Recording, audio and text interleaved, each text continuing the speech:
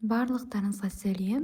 Бүгін мен сіздерге мини пончикидің рецептін ұсынамын.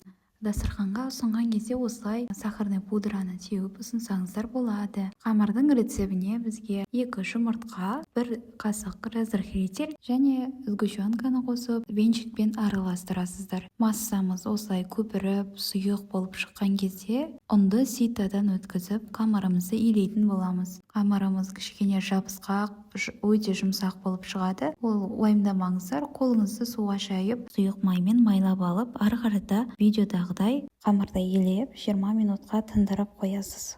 Ал енді қамырымызды қуыруға дайындайтын боламыз. Қамырыңызды жайып, осындай ұзын-ұзын ретінде турап шығасыздар. Кейін барлығын кубик ретінде майда қылып турап шығасыздар. Өте майда болады. Егерде үлкен қылып кесетін болсаңыздар, іші піспей қалады. Сондықтан да видеодағыдай менің көрсеткенімдей майда ретінде турайсыздар. Қамырымыз қуырылған кезде ісетін болады. Сондықтан да қатты майда деп уайымдамай қойыңыздар. Мини пончиктерді осылай 4 бұрыш қылып қуыра берсеңіздер де болады негізінде. Немесе мен секілді осылай барлығын дөңгелетіп алып қуырсаңыз болады. Ең басында отты қатты қыздырып аласыздар. Одан кейін орташа отпен 3-4 минуттан пісіріп аласыздар. Біздің мини пончиктеріміз осымен дайын. Өте пышный болып шығады. Астарыңыз дәмді болсын. Сау болыңыздар.